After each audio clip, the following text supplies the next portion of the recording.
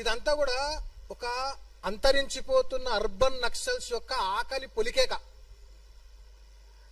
ఇవంతా ఎందుకు ఆకలి పొలికేక అంటుండంటే, ఈ అర్బన్ నక్సల్స్ కి feeding blood lines, supply lines ఏవైతున్నాయో అవన్నీ కేంద్ర ప్రభుత్వం ఆపరేషన్ కగార్ తోటి కట్ చేసేసింది.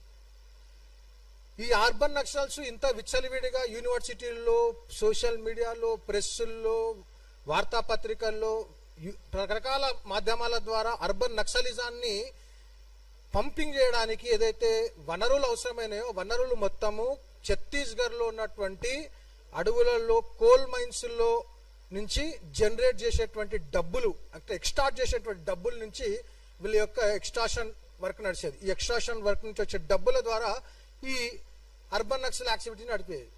ఆపరేషన్ కగార్ ద్వారా ఆ యొక్క బ్లడ్ లైన్స్, వాళ్ళకు ఒక సప్లై లైన్స్ ఎప్పుడైతే కట్ అయినాయో అప్పటి నుంచి ఎవరైతే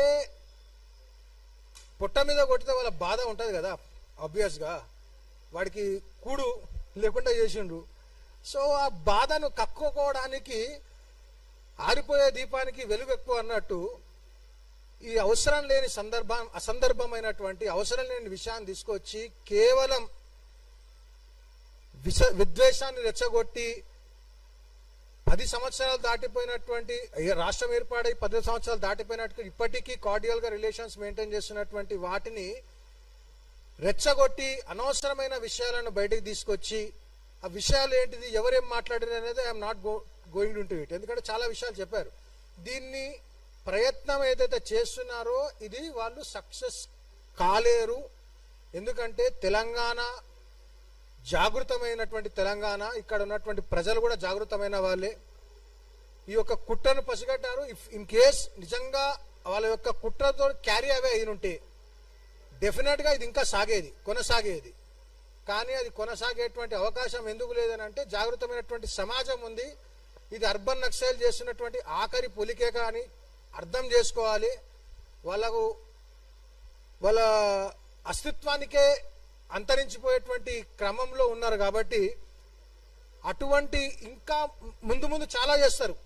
ఇటువంటి ప్రయత్నాలు ముందు చాలా చేసే అవకాశం ఉంది. కాబట్టి అందరికి కూడా అర్థం చేసుకోవాల్సినటువంటి దీని వెనుక ఉన్నటువంటి ఈ కుట్రను అర్థం చేసుకోవాలి. Don't get carried away with all these fanatic urban Naxals groups ideology. విషయాన్ని అర్థం చేసుకోండి. ఇది అందరినీ కలుపుకొని పోయేటువంటి అవసరం ఉన్నటువంటి సమయం. రాబోయే కాలంలో మనం ఇంకా చాలా ఇటువంటి సంఘర్షణలు, సైద్ధాంతిక సంఘర్షణలు చేయాల్సిన అవసరం ఉంది.